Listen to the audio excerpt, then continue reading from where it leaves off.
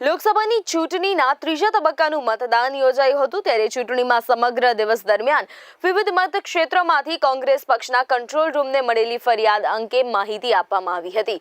ગુજરાત પ્રદેશ કોંગ્રેસ સમિતિના media convener અને પ્રવક્તા ડોક્ટર મનીષ દોશીએ આ અંગે માહિતી આપી હતી। ત્યારે આપને જણાવીએ કે લીગલ સેલને 20થી વધુ વકીલોની ટીમ દ્વારા યોગ્ય પગલાઓ પણ ભરવામાં આવ્યા અને લેખિતમાં પગલાં ભરવા માટે જાણ કરવામાં આવી છે। સમગ્ર ગુજરાતમાં સવારથી મતદાતાઓએ મોટી સંખ્યામાં મતદાન કર્યું હતું ત્યારે મતદારોનો ઉત્સાહ જોતા જણાય છે કે ગુજરાતની જનતા પરિવર્તન માટે તૈયાર છે। અસામાજિક તત્વોને ધંધો કરવો છે, તમારે ગુંડાગીરી ચાલુ રાખવી હોય આ વિસ્તારમાં તો તમે તમારે આ રીતનું કામ કરો તેવી વ્યાપક ફરિયાદો મળી તેને અમે ચૂંટણી પંચમાં રજૂઆત કરી। તો આ દિવસ પહેલા પેરોલ મેળવેલા કાલુ ગર્દન નામના વ્યક્તિએ જેનો ઇતિહાસ ગુનાહિત ઇતિહાસ છે તેઓ દ્વારા વેજલપુરના બૂથ નંબર 226માં સંકલિત નગરમાં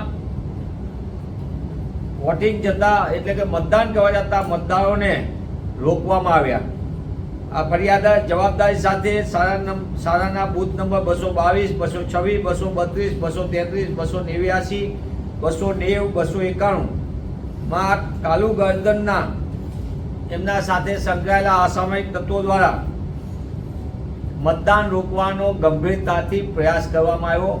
અમે ચૂંટણી પંચને તાત્કાલિકપણે અહીંયા મતદારો પોતે ભય અને ડર વિના મતદાન કરી શકે માટે વિનંતી કરી, પણ લાંબા સમય સુધી તે દિશામાં કોઈ પગલાં ભરાયેલા નથી। અમે લેખિતમાં ફરિયાદ કરી છે।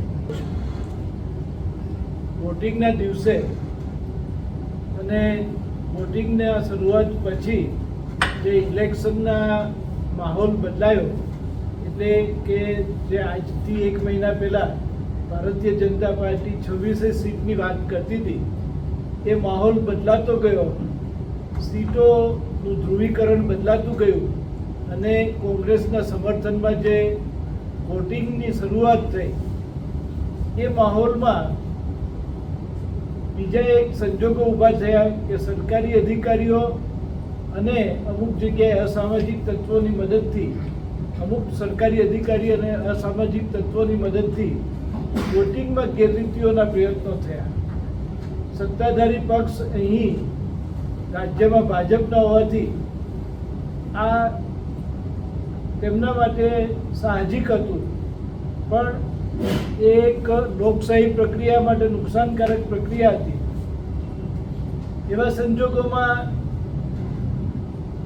લીગલ સેલ જે કોંગ્રેસનું છે તેને ઇલેક્શન કમિશનને જ્યારે જ્યારે ગંભીર બાબતો હતી તે દરેક બાબતનું ધ્યાન દોરી અને ફરિયાદ કરેલી છે।